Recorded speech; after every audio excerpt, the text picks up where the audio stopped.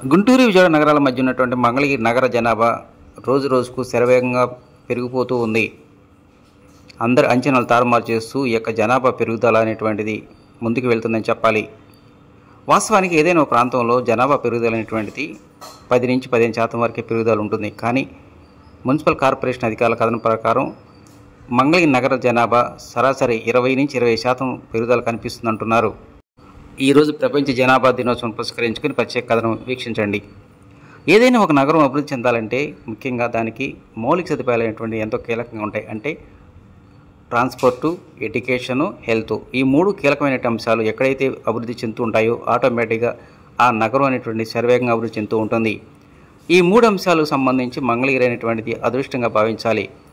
వైద్యపరంగా AIIMS hospital, NRI, అదేవిధంగా Manipal hospitals corporate తరహాలో వైద్య సేవలు అందిస్తూ ఉన్నాయి. ఎడ్యుకేషన్ పరంగా చుట్టుపక్కల నాగార్జున యూనివర్సిటీ, కేఎల్ యూనివర్సిటీ, విట్టు, ఎస్ఆర్ఎం లాంటి యూనివర్సిటీలు అందుబాటులో ఉన్నాయి. ఇక రోడ్డు పరంగా చూసినట్టయితే గుంటూరు, విజయవాడ నగరాల మధ్య జాతీయ రహదారి ఇప్పటికే అందుబాటులో ఉంది. మరో కొద్ది రోజుల్లో నగరానికి పడమర వైపున ఖాజా, గొల్లపూడి మధ్య నిర్మాణం జరుగుతున్నటువంటి ఈ యొక్క 6 వరుసల బైపాస్ రోడ్డు కూడా శరవేగంగా పనులు జరుగుతూ ఉన్నాయి. 2014 సంవత్సరానికి ముందు మాత్రం మంగళగిరి జనాభా చాలా మోడరేట్గా ఉండేది. కానీ 2014 తర్వాత మరి ముఖ్యంగా మంగళగిరి కేంద్రంగా రాజధాని సంబంధించి ప్రభుత్వ కార్యాలయాలు ఇక్కడ ఏర్పాటు చేయడంతోనే ఒక్కసారిగా ఈ మంగళగిరి రూపురేఖలు మారిపోయాయి. వైజాగ్, హైదరాబాదుతో పాటు రాష్ట్రంలోని మిగతా జిల్లాలకు సంబంధించినటువంటి ప్రభుత్వ ఉద్యోగులు మాత్రం మంగళగిరి కేంద్రంగానే నివాసం ఉండడం మొదలుపెట్టారు. దీంతోనే ఈ యొక్క తాకిడి బాగా పెరిగిందని చెప్పాలి.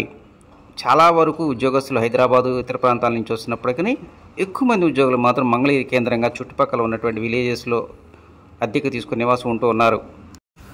కొత్త ప్రభుత్వం వచ్చిన తర్వాత ఇటీవలనే రాజధాని నిర్మాణ పనులు తిరిగి ప్రారంభిస్తున్నటువంటి నేపథ్యంలోనే గతంలో లాగానే మళ్ళీ ఇతర ప్రాంతాల నుంచి వచ్చేటువంటి వలస కూలీలు కావచ్చు, అదేవిధంగా ఇతర ప్రాంతాలకు సంబంధించినటువంటి ఉద్యోగస్తులు, వ్యాపారస్తులు కావచ్చు, అందరూ ఈ ప్రాంతాన్ని కేంద్రీకరించడంతోనే గతంలో లాగానే రద్దీ మళ్ళీ బాగా పెరిగిందని చెప్పాలి. రానున్న కాలంలో మంగళగిరి కేంద్రంగా అన్ని కార్యకలాపాలు జరుగుతున్న నేపథ్యంలోనే మరింత వేగంగా ఈ యొక్క జనాభా పెరిగే అవకాశాలు ఎక్కువగా ఉన్నాయని స్థానికులు భావిస్తూ ఉన్నారు.